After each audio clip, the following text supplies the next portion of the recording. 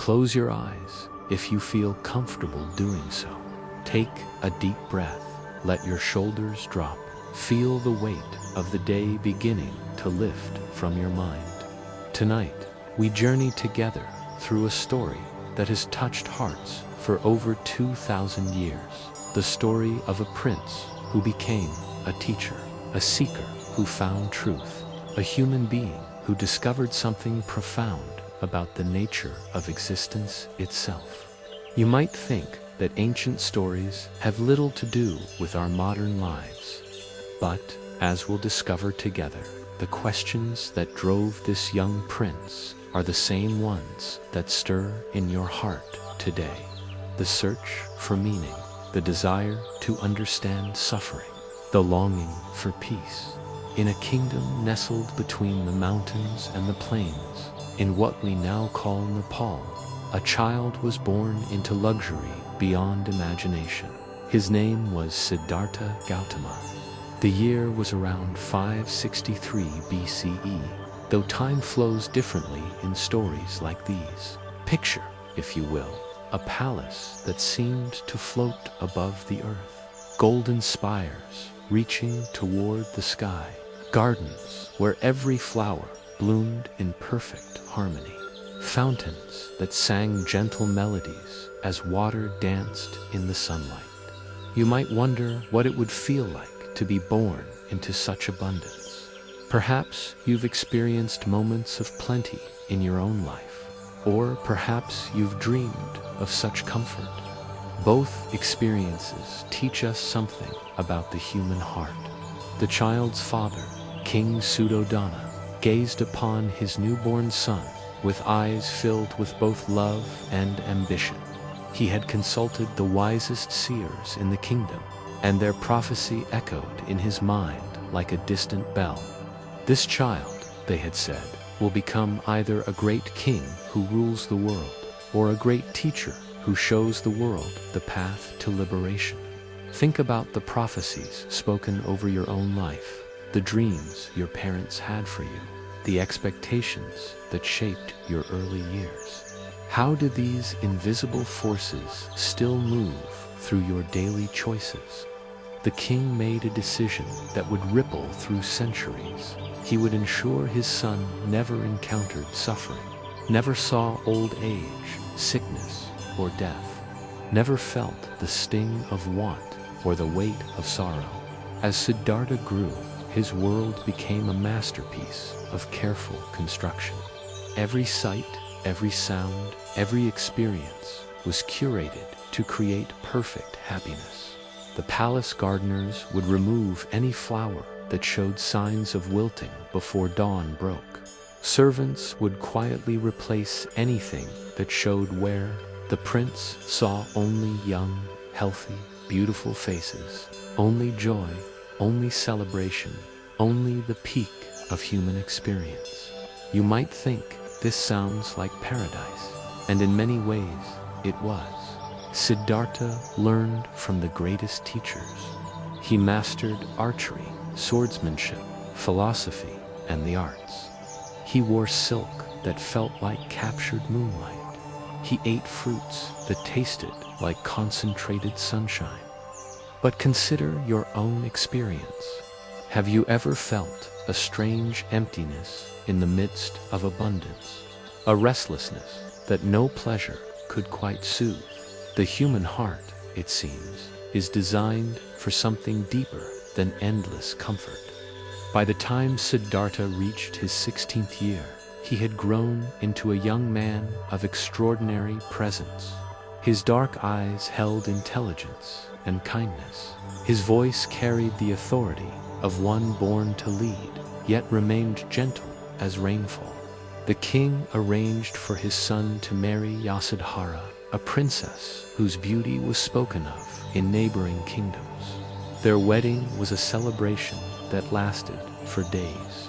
Elephants, decorated with jewels, walked through streets scattered with flower petals.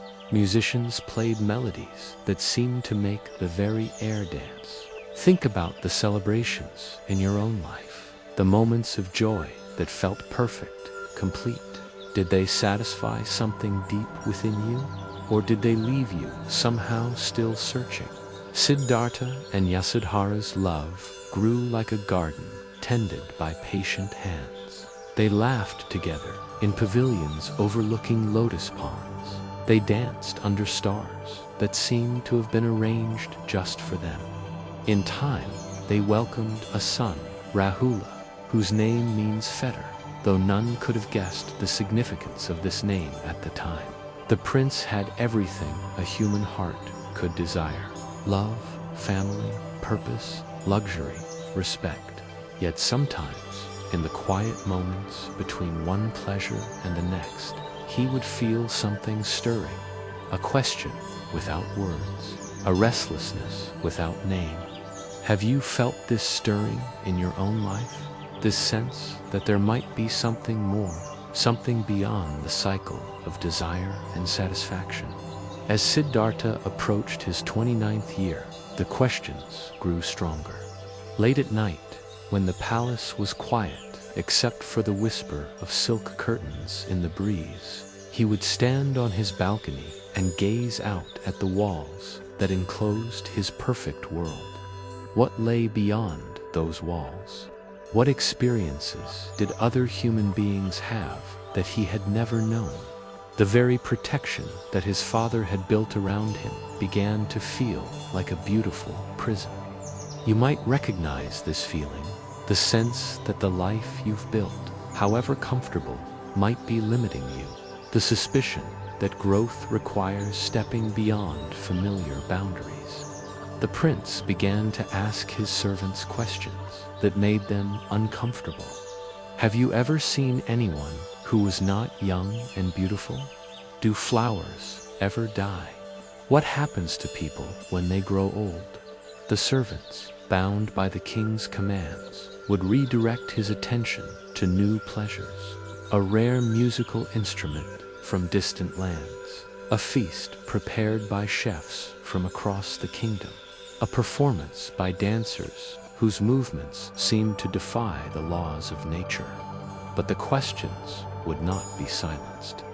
They grew in the silence between answers.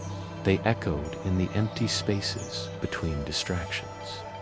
Consider the questions that arise in your own quiet moments, the ones that surface when you're not busy, not distracted, not consumed by the immediate demands of life.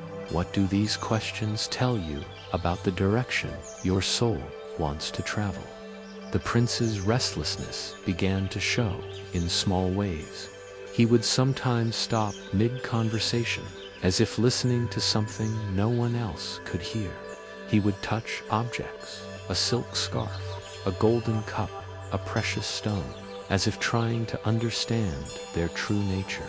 Yasodhara, who loved him deeply, noticed these changes. "What troubles you, my beloved?" she would ask. "What do you lack that I might provide?" But Siddhartha himself could not name what he lacked. He only knew that despite having everything, he felt as if he had nothing. Despite being surrounded by love, he felt profoundly alone with his questions. This paradox lives in many of our hearts. The sense that external circumstances, however positive, cannot touch the deepest parts of our being. The recognition that some hungers cannot be fed by any earthly abundance. On quiet evenings, when the palace was bathed in the golden light of sunset, Siddhartha would hold his infant son and feel a love so profound it seemed to expand his very being. Yet even in these moments of perfect tenderness, the questions whispered: what kind of world am I raising this child in? What truth am I living that I might pass on to him? What kind of man will I be if I never discover what lies beyond these walls? You might think about your own responsibilities, the people who depend on you, the life you've built that serves others. How do we balance the need for personal growth with our commitments to those we love? The prince began to dream of a different kind of life, not one of luxury, but one of truth. not one of protection, but one of discovery, not one of certainty, but one of authentic seeking. The seeds of his great departure had been planted. Soon, they would grow into a decision that would change not only his life, but the spiritual landscape of humanity itself. Prince Siddhartha, still within his palace walls, yet no longer the same person who once moved through those halls without question. Something has shifted in the deepest chambers of his heart. The questions that began as whispers have grown into a quiet but persistent call. You know this feeling, perhaps, that moment when you realize that the life you've been living, comfortable as it may be, no longer fits the person you're becoming. It's not that your life is wrong, it's simply that you've outgrown it, like a snake that must shed its skin to continue growing. Let us walk with Siddhartha as he begins to answer that call, knowing that his journey toward truth will require him to leave behind everything he has ever known. The prince had lived 29 years within walls designed to shield him from the world's suffering, but truth, like water, finds its way through the smallest cracks. And so it was that Siddhartha's father, despite all his careful planning, could not prevent what was meant to unfold. On a day when the sun hung golden in the sky, Siddhartha asked his charioteer Channa to take him beyond the palace grounds. You might imagine his curiosity. After years of questions stirring within him, he needed to see the world his father had so carefully hidden.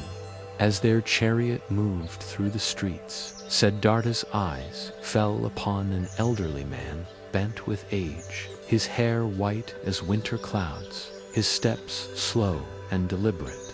The prince had never seen such a sight. In his palace, only the young and beautiful were permitted to serve. Channa, he asked quietly, what has happened to this man? This is old age, my prince, Channa replied with reluctance. All who live long enough will come to this. Think of your own relationship with aging. In our youth-obsessed culture, we often turn away from the reality of growing older, as if by not looking, we can avoid its truth. But Siddhartha looked directly into this mirror of human existence, and what he saw changed him forever. He realized that his own strong body, his smooth skin, his quick movements were not permanent gifts, but temporary conditions. The man he saw was not a stranger afflicted by some rare condition, but a preview of his own future, should he live long enough to see it. Further along their journey, they encountered a man writhing in pain. Again, Siddhartha had never witnessed such suffering. The palace physicians treated only minor ailments, and always away from the prince's sight. And this, Siddhartha asked, his voice barely above a whisper. Sickness, my prince. The body is fragile. Disease can strike anyone at any time. How often do we live as if our health were guaranteed? We make plans as if our bodies will always cooperate, as if energy and strength are rights rather than gifts. Siddhartha saw in that moment how thin the line is between wellness and suffering, how quickly the body we depend upon can become a source of pain. Then came the sight that would haunt him forever. A funeral procession passed by, mourners carrying the body of one who had breathed his last breath. The finality of it struck Siddhartha like a physical blow. This too happens to everyone, he asked, though he already knew the answer. Death comes to all, my prince, rich and poor, young and old, wise and foolish. None escape. In that moment, Siddhartha understood that everything he cherished, everyone he loved, including himself, was walking toward this same inevitable end. The palace walls suddenly seemed not like protection, but like a beautiful prison that had kept him from understanding the most fundamental truth of existence. Consider how rarely we allow ourselves to truly contemplate mortality, not in a morbid way, but as a teacher that shows us what truly matters. When we remember that our time is limited, our priorities become clearer, our love becomes more precious, our presence more complete. Just as despair began to overwhelm the young prince, he saw a fourth figure that would change everything. An elderly man walked along the road, but this one was different. His head was shaved, his robes simple, but his face radiated a peace that Siddhartha had never seen before. "Who is this man?" Siddhartha asked, leaning forward in his chariot. "A wandering ascetic, my prince, one who has renounced worldly life in search of truth and liberation from suffering." Here was someone who had looked upon the same realities of aging, the man's serenity in the face of life's impermanence spoke to something deep within Siddhartha's soul. You might recognize this feeling from your own life moments when you've met someone who seems to carry a different quality of presence. Someone who has found peace not by avoiding life's difficulties, but by understanding them so deeply that they no longer cause inner turmoil. That night, back in his palace, Siddhartha could not sleep. The four sights replayed in his mind like a teaching that could not be unlearned. He had seen the truth of the human condition, and there was no going back to unconscious luxury. The first group of seekers he encountered believed that the body was the enemy of the spirit. They sat in meditation for hours without moving, slept on beds of thorns, ate only a handful of rice each day, and exposed themselves to the harshest elements, believing that by punishing the body, they could purify the soul. To Siddhartha, coming from a life of complete physical comfort, this seemed like wisdom. If pleasure and luxury had not brought him peace, then perhaps their opposite would. If indulgence had failed to answer his questions, then perhaps deprivation would provide the answers he sought. You might recognize this pattern in your own life. When one extreme fails us, we often swing to the opposite extreme, believing that the solution must lie in the complete rejection of what came before. If we've been too lenient with ourselves, we become harshly disciplined. If we've been too social, we become hermits. If we've been too trusting, we become suspicious of everyone. Siddhartha threw himself into ascetic practices with the same intensity he had once brought to his princely duties. He learned to meditate until his body screamed in protest. He reduced his daily food intake to a single grain of rice, then to nothing at all for days at a time. He sat in the blazing sun during the hottest days and in the cold rain during the darkest nights. His body, once strong and beautiful, became skeletal. His skin stretched tight over his bones, his eyes sank deep into their sockets, and his hair became brittle and thin. The other ascetics marveled at his dedication, believing that surely such extreme discipline would lead to enlightenment. But as months turned to years, Siddhartha began to notice something troubling. The more he weakened his body, the more difficult it became to maintain the clarity of mind he needed for deep meditation. His thoughts became foggy, his concentration scattered, his insights fleeting and unclear. Perhaps you've experienced something similar in your own spiritual or personal development journey. Maybe you've tried to change through sheer willpower and harsh self-discipline, only to find that extreme measures often create their own problems.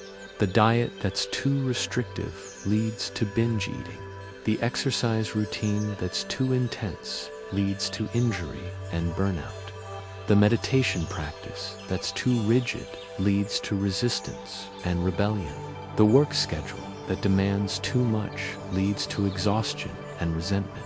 Siddhartha was learning one of the most important lessons of his journey, that the path to truth does not lie in extremes, but in finding the delicate balance that allows both body and mind to function optimally.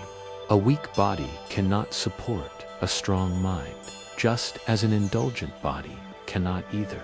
One day, as Siddhartha sat in meditation, so weak that he could barely hold his head upright, he heard the sound of a teacher instructing a student in the art of playing the sitar.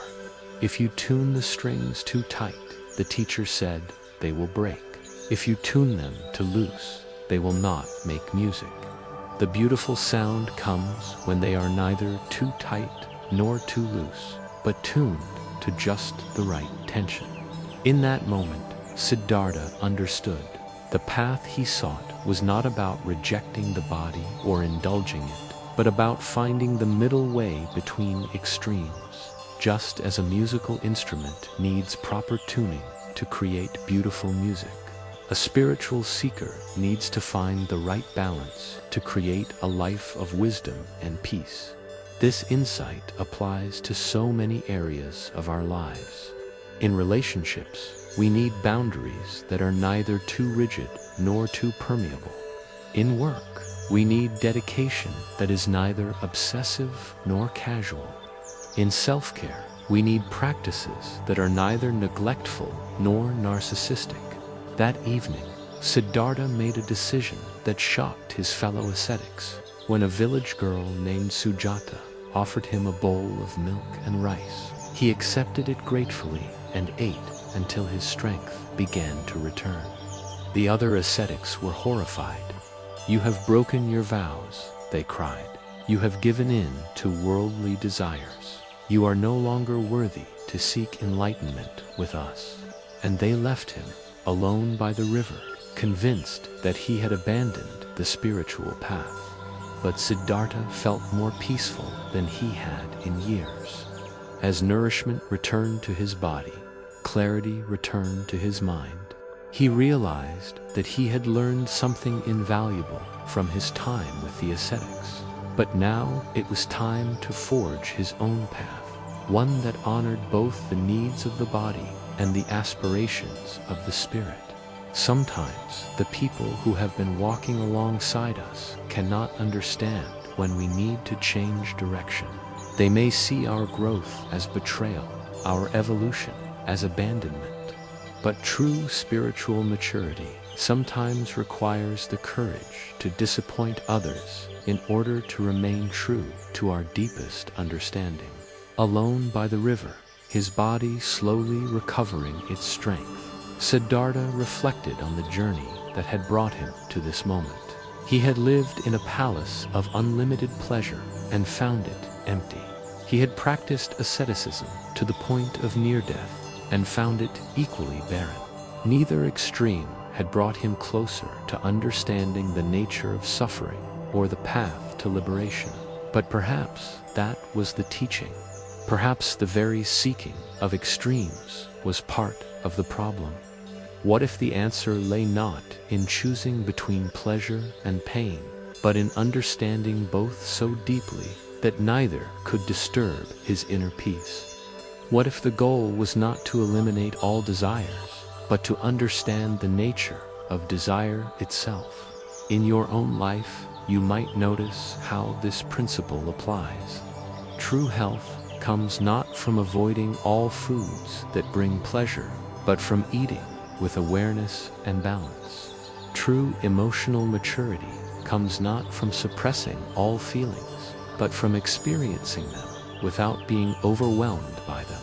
As his physical strength returned, Siddhartha felt a new kind of determination arising within him. This was different from the desperate striving of his ascetic years or the unconscious drifting of his palace days. This was a quiet, steady resolve based on understanding rather than reaction. He found a tree by the river, a large Bodhi tree whose roots reached deep into the earth and whose branches spread wide toward the sky. Here, he said to himself, I will sit in meditation until I understand the truth of existence, or I will die in the attempt. But this vow was different from his earlier extreme commitments. This was not about punishing his body or indulging his ego. This was about bringing his entire being, body and mind, together into perfect alignment for the deepest investigation possible. As the sun set on what would be his last day as a seeker, Siddhartha settled into meditation beneath the Bodhi tree, his body nourished and strong, his mind clear and determined, his heart open to whatever truth awaited him in the depths of his own consciousness. Picture him now, a young man, no longer a prince, no longer an ascetic, simply a seeker, walking slowly through the countryside of ancient India, his body recovering from years of self-denial, his mind clear and focused. He comes to a place that will become sacred to millions. Bodh Gaya, a grove of trees beside a gentle river, and there, rising majestically from the earth, an ancient tree, a fig tree, its broad leaves rustling softly in the evening breeze. This is the Bodhi tree, the tree of awakening, and beneath its sheltering branches, Siddhartha is about to undertake the final phase of his spiritual journey. Take a moment to center yourself. Feel the weight of this moment. Sometimes in our own lives, we arrive at such crossroads, places where we sense that everything is about to change. As the sun begins to set on what will become the most important night in human spiritual history, Siddhartha approaches the great tree. You might wonder what was going through his mind in that moment. He had spent 6 years searching, 6 years of learning, practicing, struggling, and now something deep within him knew this was the place, this was the time. He gathered some soft grass, kusa grass, fragrant and fresh, and arranged it carefully beneath the tree, creating a simple seat facing east, toward the dawn that would illuminate his awakening. As he settled into position, cross-legged, his back straight, he made a vow that would echo through the ages. I will not rise from this seat until I have attained the highest enlightenment. Consider the power of such determination. In your own life, you might recognize moments when you've made similar commitments to yourself. Perhaps not as dramatic, but times when you've said, I will not give up, I will see this through, I will find the answer I'm seeking. There's something both humbling and inspiring about Siddhartha's resolve. He wasn't asking for guarantees. He wasn't demanding that enlightenment come easily. He was simply committing to the process, to staying present with whatever arose.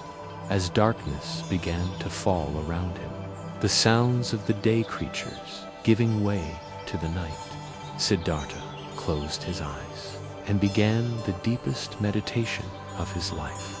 In the Buddhist tradition, the night of enlightenment is divided into 3 watches, 3 periods of profound realization.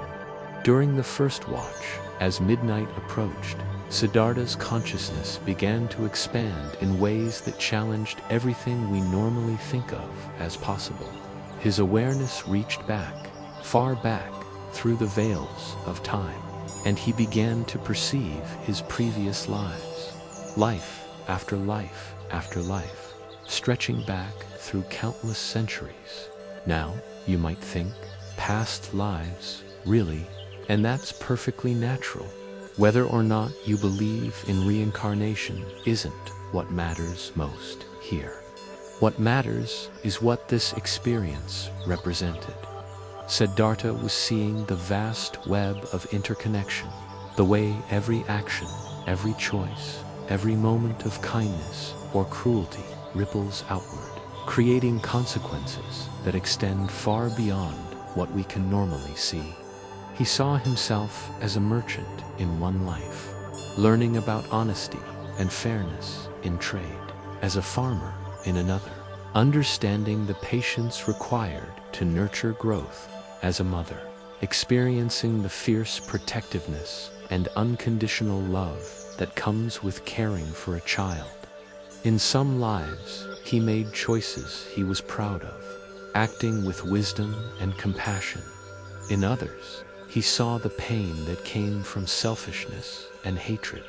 Each life a lesson, each experience adding to his understanding.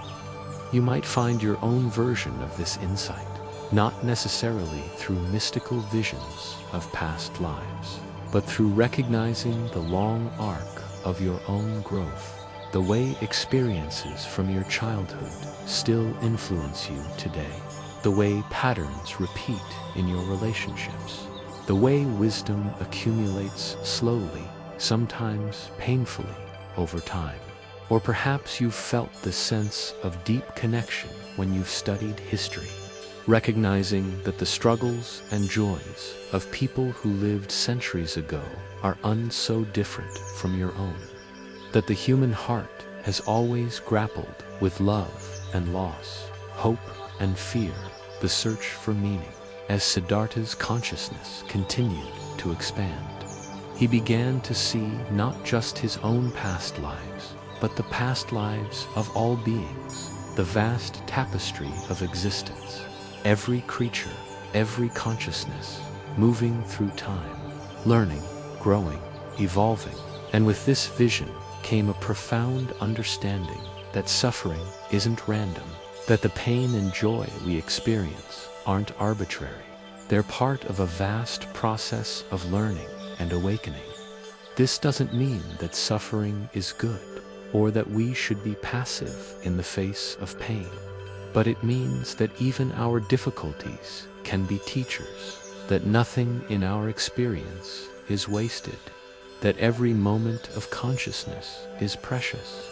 As the first watch of the night came to an end, Siddhartha had gained what the tradition calls knowledge of past lives, not just information about previous existences, but a deep understanding of the continuity of consciousness, the eternal nature of learning and growth. As midnight passed and the second watch began, Siddhartha's awareness shifted to the present moment, but a present moment that encompassed all of existence with what the tradition calls the divine eye. He began to perceive beings throughout the universe, dying and being reborn, moving through countless forms of existence. He saw how beings were reborn according to their actions. Those who acted with kindness and wisdom moving toward greater happiness. Those who acted with cruelty and ignorance, creating more suffering for themselves, not as punishment, but as natural consequence. Again, you might wonder about the literal truth of this vision, and that's fine, but consider what it might mean metaphorically. In your own life, haven't you noticed how certain patterns of behavior lead to certain outcomes? When you act with kindness, you tend to receive kindness in return. When you approach life with curiosity and openness, you discover more beauty and wonder. When you hold on to anger and resentment, you create more suffering for yourself. The cycle of rebirth that Siddhartha perceived isn't just about multiple lifetimes. It's about the constant process of becoming. Every moment, we're dying to who we were and being reborn as who we are becoming. Think about your own journey, the person you were 5 years ago, 10 years ago. In some ways, that person has died, and you've been reborn as someone new, carrying forward some qualities, leaving others behind. The actions you take today, the thoughts you think, the words you speak, these are shaping who you'll become tomorrow, next week, next year. As Siddhartha watched this vast cosmic dance, he saw that beings were often trapped in cycles of their own making, acting from ignorance and creating suffering, which led to more ignorance and more suffering. He saw wealthy people who were miserable because they could never have enough. Poor people who found joy in simple pleasures. Powerful rulers who lived in constant fear of losing their power. Humble servants who slept peacefully at night. The external circumstances weren't what determined happiness or suffering. It was the internal state, the wisdom or ignorance, the compassion or selfishness, the peace or turmoil in the heart. And he saw something else, that this cycle wasn't permanent, that it was possible to break free, not by escaping life, but by understanding it, not by avoiding all experience, but by relating to experience differently. In your own life, you might recognize these cycles, the way you sometimes repeat patterns that don't serve you, getting caught in the same arguments with loved ones, falling into the same self-defeating habits, reacting to stress in the same unhelpful ways. But you've probably also experienced moments of breaking free, times when you chose to respond differently, when you paused before reacting, when you offered forgiveness instead of holding a grudge, when you chose courage over fear. These moments of conscious choice, these are like mini enlightenments, brief awakenings from the unconscious patterns that usually govern our lives. As the second watch continued, Siddhartha saw that liberation wasn't something reserved for special people. It was the birthright of every conscious being, the natural result of understanding how life actually works. As the deepest part of the night arrived, the third watch beginning, Siddhartha's consciousness turned toward the most fundamental questions of existence. Why is there suffering? What is the root cause of the dissatisfaction that seems to follow us through life? Is it possible to find lasting peace? And if so, how? In the profound stillness of that night, sitting beneath the ancient tree, the answers began to arise, not as intellectual concepts, but as direct insight, as clear and undeniable as seeing the sun rise. The first noble truth revealed itself, the truth of dukkha, often translated as suffering, but meaning something more subtle. The basic unsatisfactoriness of life, the way even our happiest moments contain within them the seeds of their own ending. Siddhartha saw that this wasn't pessimism, it was simply honesty, recognition that the nature of existence is change, and that our attempts to make the impermanent permanent create friction, create suffering.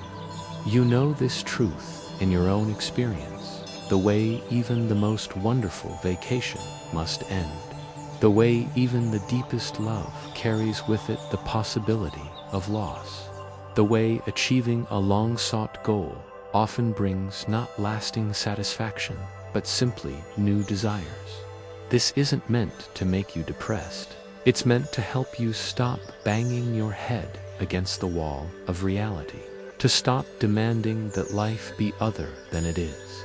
Then came the second noble truth, the truth of the cause of suffering, tanha, craving, thirst, the constant reaching for more pleasure, more security, more validation, or the equally strong push away from what we don't want.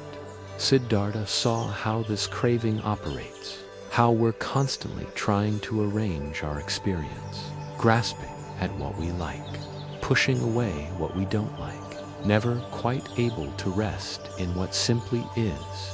Think about your own patterns of craving, the way you reach for your phone when you're bored, the way you plan your next meal while eating the current one, the way you fantasize about the weekend on Monday morning.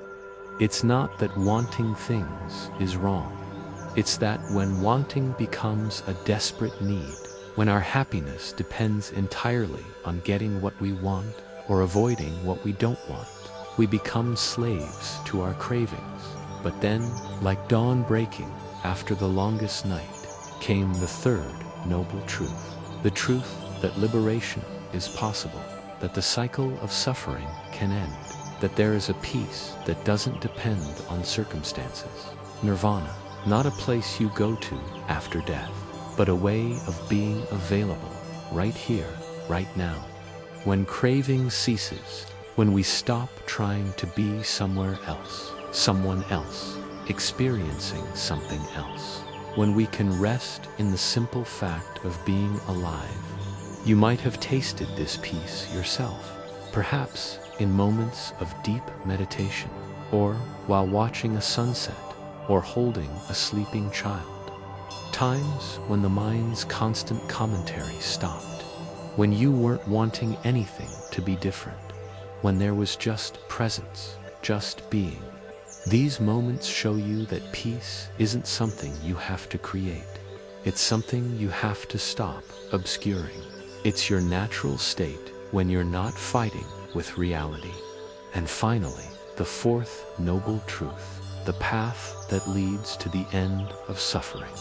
The Eightfold Path, not a rigid set of rules, but an integrated way of living, a way of aligning thought, speech, and action with wisdom, right understanding, seeing life as it actually is, not as we wish it were, right intention, orienting toward words that heal rather than harm, right action, behavior that reduces suffering rather than increasing it, right livelihood, making a living in ways that don't harm others, right effort, finding the balance between striving and straining, right mindfulness, staying present with what's actually happening, and right concentration, the ability to rest the mind in peaceful focus. These aren't commandments handed down from above. They're observations about what works, what leads to happiness, and what leads to suffering, what brings peace and what brings turmoil. As these truths revealed themselves, Siddhartha understood that he hadn't discovered something new. He had uncovered something that had always been true, the fundamental laws of consciousness, the physics of the heart. But just as the dawn was beginning to lighten the eastern sky, just as Siddhartha was on the verge of complete awakening, one final challenge arose.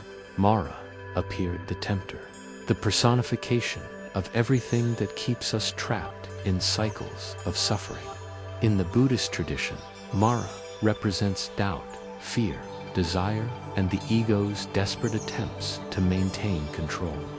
Now, whether you understand Mara as a literal demon or as a symbol of psychological forces doesn't matter. What matters is recognizing these forces in your own experience, the inner voices that arise just when you're about to make a breakthrough. First, Mara sent his daughters, representing the temptation of sensual pleasure. "Why sit here in the dirt?" they whispered. "Come, enjoy the pleasures of the world. Life is short. Take what you can get. Don't waste your time on these lofty spiritual pursuits." You might recognize this voice. It arises when you're trying to meditate and your mind says, "Wouldn't it be more fun to watch a movie?" When you're committing to a healthier lifestyle and your mind says, "One more piece of cake won't hurt." When you're working on a meaningful project and your mind says, "This is too hard. Let's do something easier." But Siddhartha simply observed these temptations. He didn't fight them or judge them. He simply saw them for what they were, passing mental formations, clouds moving across the sky of consciousness. Then Mara sent his armies, representing fear and aggression. "You're not worthy of enlightenment," they shouted. "Who do you think you are? You're just an ordinary person. You have no right to such profound realization. Give up now before you embarrass yourself." This is the voice of self-doubt that arises when we're stepping into our potential. The inner critic that says we're not smart enough, not spiritual enough, not worthy enough. The fear that whispers, "What if you fail? What if people laugh at you?" What if you're deluding yourself? But again, Siddhartha remained unmoved, not because he was fighting these voices, but because he could see through them. He could see that they were just thoughts, just old patterns of conditioning, not the truth of who he really was. Finally, in desperation, Mara tried his most powerful weapon. He demanded proof of Siddhartha's worthiness.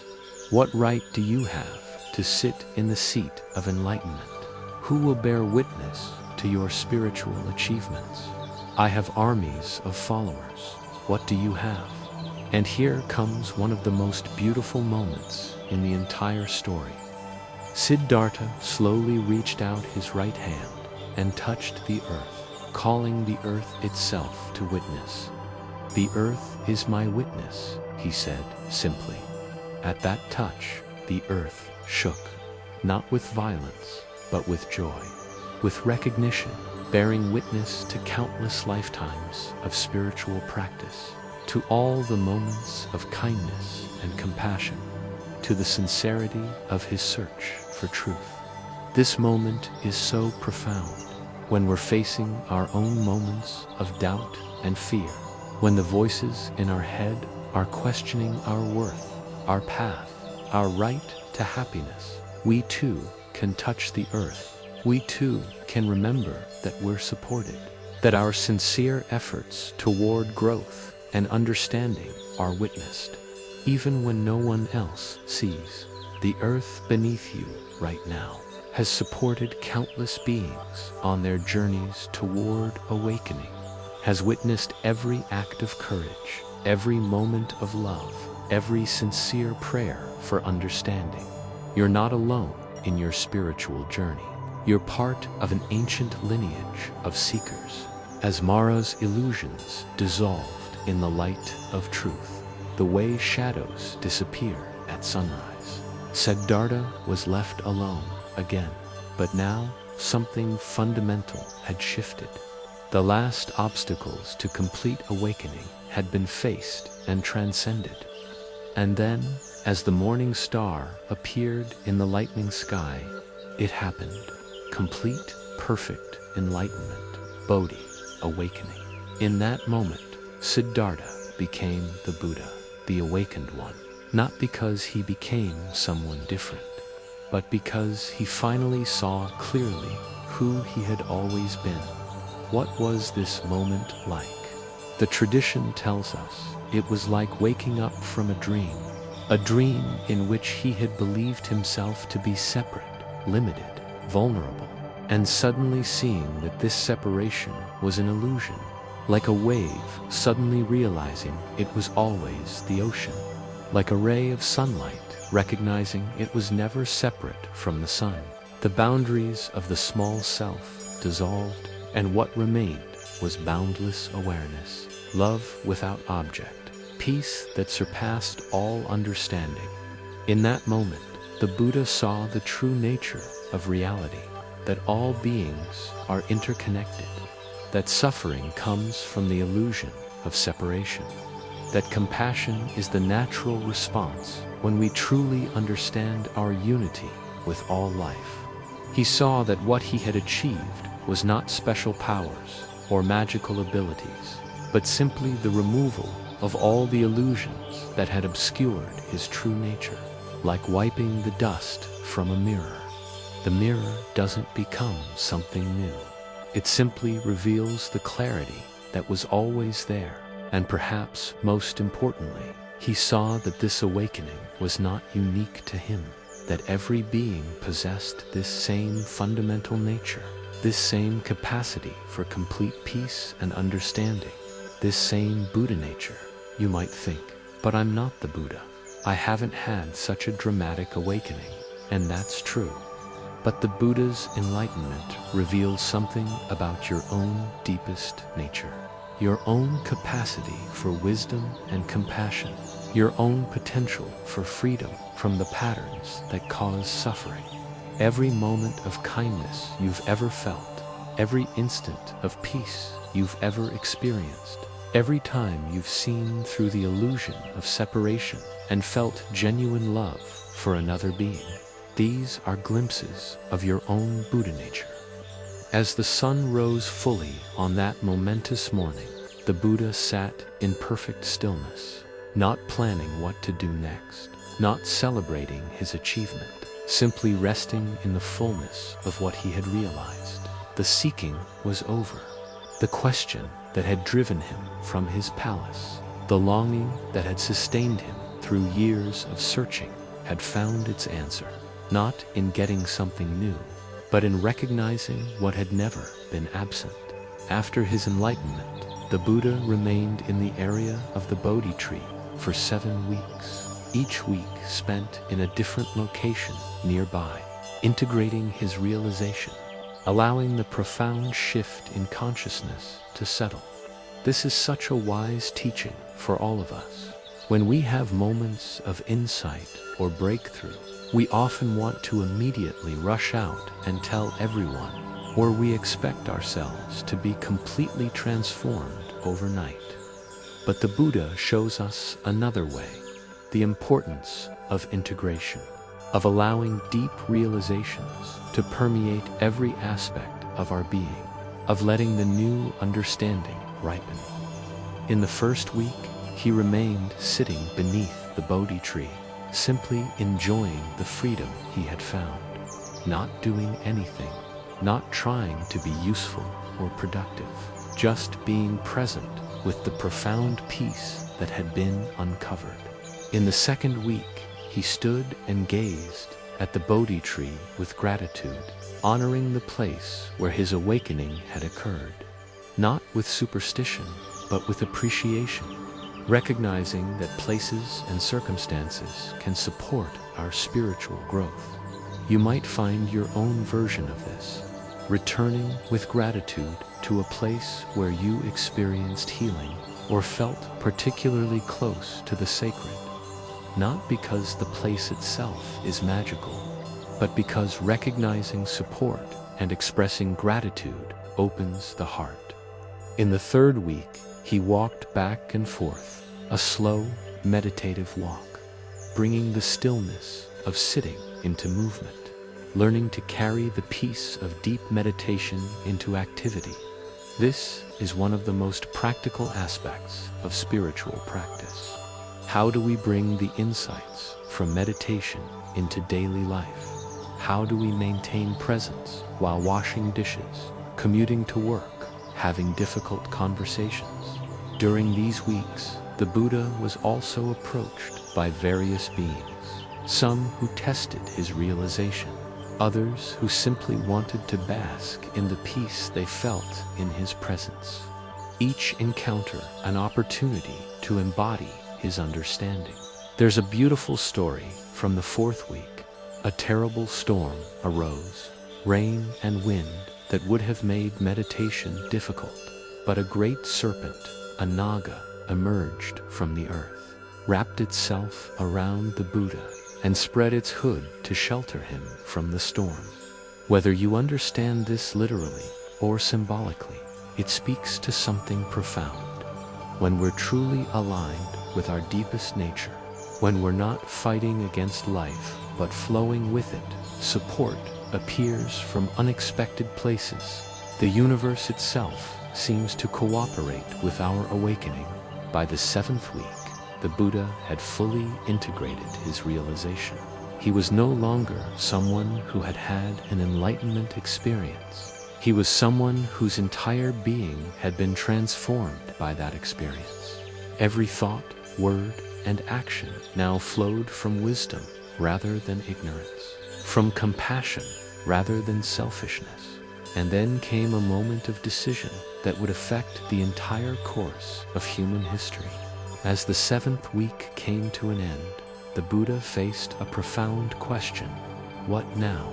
He had found what he was looking for: complete freedom from suffering, perfect peace, the end of all spiritual seeking. He could simply remain in this state of bliss, living quietly, bothering no one. And indeed, part of him was inclined to do exactly that. The truth he had realized was so subtle, so different from ordinary ways of thinking. How could he possibly communicate it to others? He had discovered that liberation comes not through getting something new, but through letting go of illusions, that happiness is not found in fulfilling desires, but in understanding the nature of desire itself. How do you explain color to someone who has never seen? How do you describe music to someone who has never heard? How do you convey the taste of water to someone who has never been thirsty? The Buddha contemplated the difficulty of teaching such profound truths. People were so caught up in their everyday concerns, so convinced that happiness lay in getting more of what they wanted and less of what they didn't want. Would anyone really understand? But then his great compassion arose. As he surveyed the world with his awakened perception, he saw beings everywhere struggling with the same fundamental confusion he had once experienced, seeking happiness in all the wrong places, creating suffering through misunderstanding. He saw that while most people were deeply caught in illusion, some had little dust in their eyes, some were ready to hear the truth, some were already searching for exactly what he had found. And he realized something crucial, that even if he could help just one person find freedom from suffering, the attempt would be worthwhile. That sharing wisdom, even imperfectly, was better than hoarding it. This is such a beautiful teaching for all of us. You might sometimes feel that your own insights aren't profound enough to share, that you haven't figured it all out, so you have nothing to offer. But the Buddha shows us that even a small light can illumine the darkness. Every act of kindness, every word of encouragement, every moment when you choose compassion over judgment. These are ways of teaching the Dharma, of sharing the wisdom that comes from your own journey toward understanding. So the Buddha made his decision. He would teach, not because he had to, but because compassion naturally flows toward wherever it can be of service. The Buddha's first thought was to share his realization with his former teachers, the spiritual masters who had guided him before he set out on his own path. But when he reached out with his awakened perception, he saw that they had both recently died. There's something poignant about this. The recognition that opportunities to express gratitude and share wisdom are limited, that we can't always return to the people who helped us along the way. So the Buddha turned his attention to the 5 ascetics, his former companions during the years of extreme austerity, the ones who had been disgusted with him when he abandoned self-starvation, who had left him thinking he had given up on the spiritual path. Using his inner vision, he saw that they were now in Sarnath, in the deer park, still practicing their severe austerities, still believing that liberation could be found through punishing the body. It took great courage to go to them. These were people who had rejected him, who thought he was weak, who would likely be skeptical of anything he had to say. But sometimes the people who challenge us most are the ones who most need our compassion. And sometimes sharing our truth with those who are most likely to reject it is the deepest test of our conviction. As the Buddha approached the deer park, walking slowly along the dusty roads of ancient India, the 5 ascetics saw him coming from a distance, and they made a pact among themselves. They wouldn't honor him with the traditional greetings. They would treat him as an ordinary person, someone who had given up on the spiritual life. But something remarkable happened as he drew nearer. Despite their intentions to remain aloof, they found themselves involuntarily standing up, drawn by something in his presence, a quality of peace and radiance they had never encountered before. This is one of the most beautiful aspects of genuine spiritual realization. It speaks for itself. It doesn't need to announce itself or prove itself. It simply is. And beings naturally respond to the authentic peace that comes from inner freedom. One of them brought water to wash the Buddha's feet. Another offered a seat. Still another brought food, all without consciously deciding to do so. Something in them recognized that they were in the presence of someone who had found what they were all seeking. But even as they showed him these courtesies, they maintained their emotional distance, calling him by his name, Gautama, rather than using any title of respect, still convinced that he had lost his way. The Buddha accepted their service graciously, without any need to be acknowledged or honored, without any defensiveness about their skepticism. He simply sat quietly, radiating the peace he had found, waiting for the right moment to speak. This teaches us so much about how to share our own insights, not by forcing them on others, not by being defensive when people doubt us, but by embodying what we have learned, living it so authentically that others are naturally drawn to understand. You know this experience in your own life, the way you're more influenced by someone's presence than their words. How a person who truly embodies kindness affects you more than someone who just talks about kindness. How genuine peace is magnetic in a way that performance never can be. After some time, when the 5 ascetics had settled into his presence, the Buddha began to speak. What followed would become known as the first turning of the wheel of Dharma, the first teaching of the Enlightened One. Listen carefully, monks, he began, his voice gentle but commanding. I have found the unconditioned. I have attained the deathless state. I will teach you the Dharma. If you practice exactly as I instruct, you too can realize in this very life what I have realized, the supreme goal of the spiritual life, for which beings leave home and seek the homeless life. At first, they resisted. Gautama, one of them said, when you were practicing with us, you couldn't attain enlightenment. Now that you've given up the effort taken to eating regularly and living comfortably, how could you possibly have achieved what you claim? But the Buddha persisted with infinite patience. Look at me carefully, he said. Do I appear the same to you as before? Can you not see that something fundamental has changed?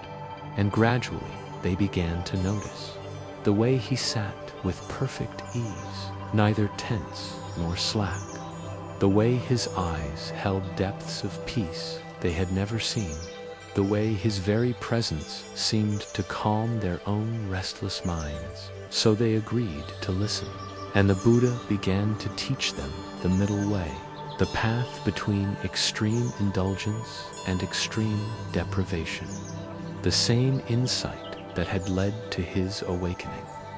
There are 2 extremes that should be avoided by one who has gone forth, he explained. Devotion to pleasure and luxury, which is low, vulgar, and leads nowhere, and devotion to self-mortification, which is painful, ignoble, and also leads nowhere. The middle way avoids both extremes. It gives vision, gives knowledge. It leads to calm, to insight, to enlightenment, to nirvana. And then he taught them the 4 noble truths, the same profound insights that had crystallized in his own consciousness under the Bodhi Tree, as he spoke about the truth of suffering. The 5 ascetics recognized their own experience. Yes, even their spiritual seeking contained suffering, the constant striving, the never being satisfied with their progress, the way even their most profound meditative states eventually ended when he explained the cause of suffering, the endless craving that drives beings from one experience to the next. They saw their own addiction to spiritual experiences, their attachment to being advanced practitioners, their subtle pride in their austerities. But when he spoke of the third truth, that liberation is possible, that there is an end to suffering, something in their hearts leaped with recognition. This was what they had been seeking all along. Not better experiences, but freedom from the need for any particular experience. And the fourth truth, the Eightfold Path, offered them something they had never had before, a balanced, integrated approach to awakening, one that included ethical conduct, mental cultivation, and wisdom, one that worked with human nature rather than against it. As the Buddha finished his first sermon, one of the 5 ascetics, Khandana, experienced a profound shift, what the tradition calls stream entry, the first taste of the deathless, the first glimpse of what the Buddha had realized. "I understand," Khandana exclaimed. "Whatever has the nature of arising also has the nature of passing away." In that moment, he saw the impermanent nature of all phenomena, and in seeing that clearly, he found the peace that doesn't come and go. The Buddha smiled. Khandana knows, the first person after the Buddha himself to taste liberation, the beginning of the Sangha, the community of awakened beings. Over the following days, the other 4 ascetics also experienced stream entry, each in their own way, coming to understand what the Buddha was pointing toward, each discovering that what they had been seeking through extreme practices was available through understanding. And so began the teaching career of the Buddha.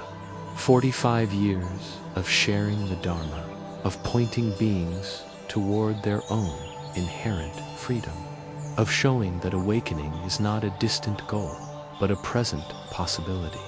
As our contemplative journey comes to a close, let's take a moment to reflect on what we've witnessed together.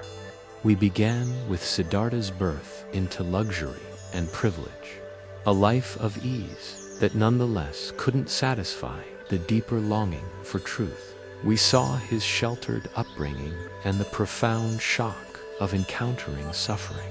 We witnessed his great renunciation, the courage to leave behind everything familiar in pursuit of understanding, his years of extreme asceticism, and the wisdom to recognize that punishing the body was unto the path to freedom. We sat with him through the dark night of his awakening, facing the deepest questions of existence, encountering the forces of doubt and temptation, and finally witnessing the dawn of complete enlightenment. And we saw his compassionate decision to teach, to share what he had discovered, despite the difficulty of communicating such profound truths, the beginning of a teaching that would spread across the world and through the centuries. But perhaps most importantly, we've seen that this isn't just an ancient story. It's a map of the spiritual journey that each of us is on. The movement from unconsciousness to awareness, from suffering to understanding, from separation to connection. You don't need to leave your family and sit under a tree for 6 years, but you can apply the Buddha's insights to your own life, the middle way in your approach to work and rest, mindfulness in your daily activities, compassion in your relationships. Every moment offers the opportunity to wake up a little more, to see through the illusions that create suffering, to respond from wisdom rather than react from conditioning. The Buddha's enlightenment shows us what's possible, not as something to worship from a distance, but as a reminder of our own deepest nature, our own capacity for peace, wisdom, and boundless love. As we conclude this extended meditation on the Buddha's life, just as Siddhartha touched the earth to call it as his witness, you too are supported in your own journey toward awakening. The same earth that held the Buddha as he sat in meditation holds you now. The same sky that witnessed his enlightenment stretches above you. The same potential for understanding and compassion that bloomed in him lives within you. Take 3 deep breaths. Feel gratitude for this time of contemplation, for the opportunity to connect with ancient wisdom, for the possibility of applying these teachings in your own unique way as you return to your daily life. Carry with you the Buddha's example, not as a burden or an impossible standard, but as an inspiration, a reminder that awakening is always possible, that peace is always available, that wisdom and compassion are your birthright. May you find your own middle way. May you touch your own moments of awakening. May you share your gifts with the world, just as the Buddha shared his. And may all beings everywhere find freedom from suffering, find the peace that surpasses understanding, find their way home to their own true nature.